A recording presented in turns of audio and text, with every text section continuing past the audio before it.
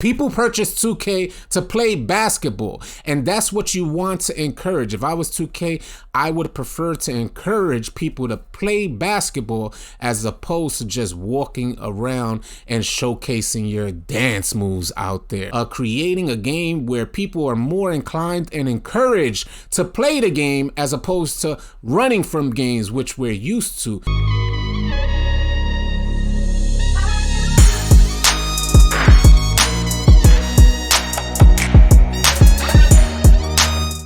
Hey, what's up, YouTube? You already know I'm AllCity with AllCityLiveTV.com, and thank you for tuning in. So much to talk about today about NBA 2K21 on Next Gen. First off, I want to start out with Ron Jesus and The Legend. Both of those guys are releasing great information on Twitter and on YouTube about everything you need to know for NBA 2K21 on Next Gen. So go check those guys out.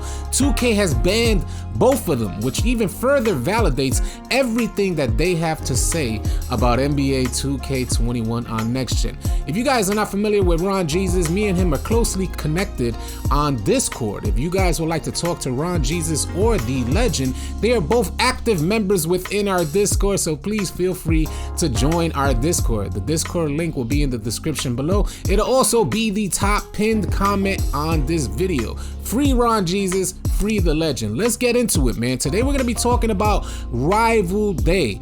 And is 2K working these affiliations properly? Because Rival Day sort of encourages opposing affiliations to go on to other people's home courts and play the game.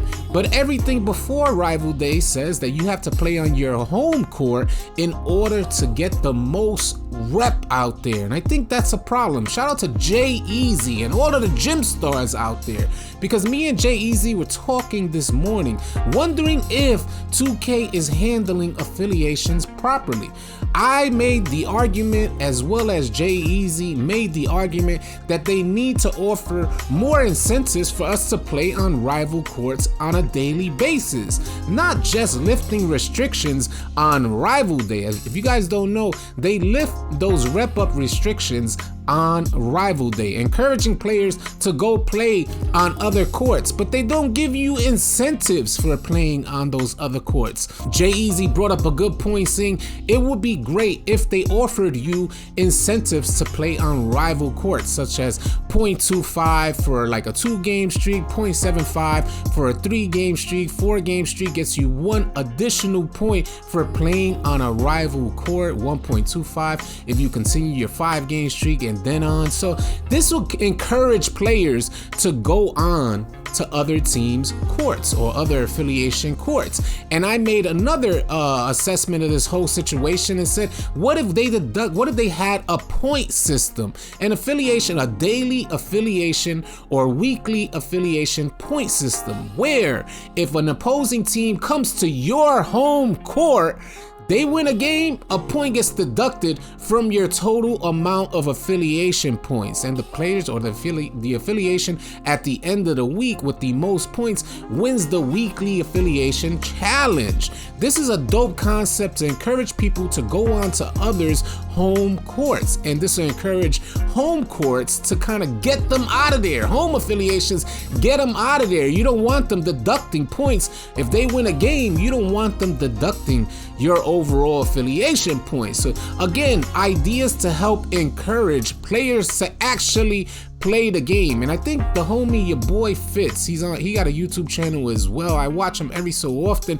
He made another great assessment of 2K that I saw yesterday, and I'm pretty sure, sorry if I jacked up his name, but I'm pretty sure his name is your boy Fitz. So anyway, I was watching his video. If you play Call of Duty, you out there, you play Call of Duty, when you rep up, your incentives are like better guns, better weapons, better things to play the game, to continue playing and playing better, try out new weapons, things and such.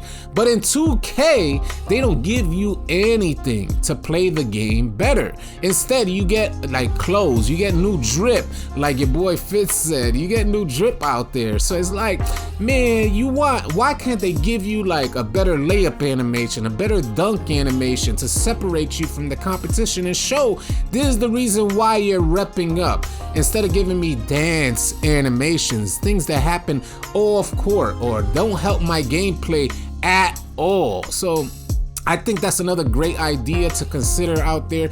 Give you better animations to help you play the game better as you're repping up out there. Another thing that I wanted to talk about is how the actual overall building your player. Ron Jesus sent me a ton of information this morning. He's dropping a video on how to build up your player, how that actually works.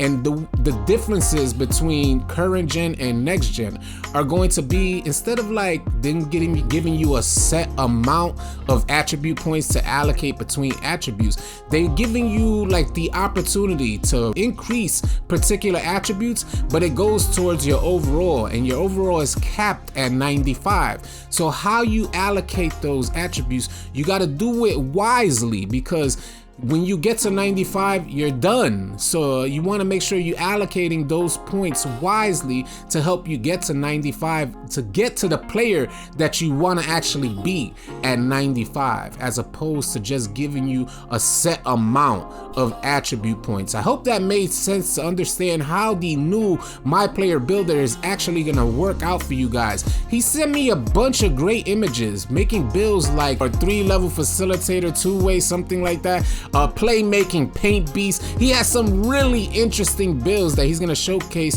in his video and talk more. He's gonna like elaborate more on how the My Player Builder is going to work for next gen console. So be sure to go check that out on Ron Jesus YouTube. You can check him out, show him some love. They've been further validated by the fact that 2K banned both of those guys, so they are sharing some real good information which you guys may want to check out. If you're new to our channel, you found this information helpful and or informative, you can let us know what you think about all of the ideas that we presented today, creating a game where people are more inclined and encouraged to play the game as opposed to running from games, which we're used to.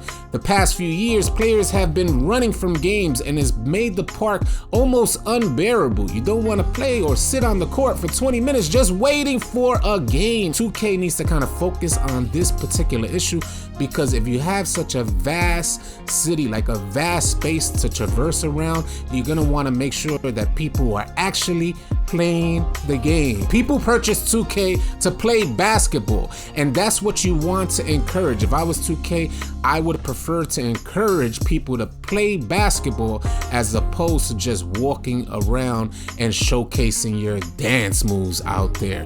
They need to get back to playing basketball, and hopefully people are more inclined on NBA 2K21 Next Gen to just play ball out there. You already know I'm AllCity. If you're new, subscribe, like the video. If you can, like the video, it helps the channel grow. So please consider dropping a like on this video, and I'll catch you guys on the next one. Easy, y'all.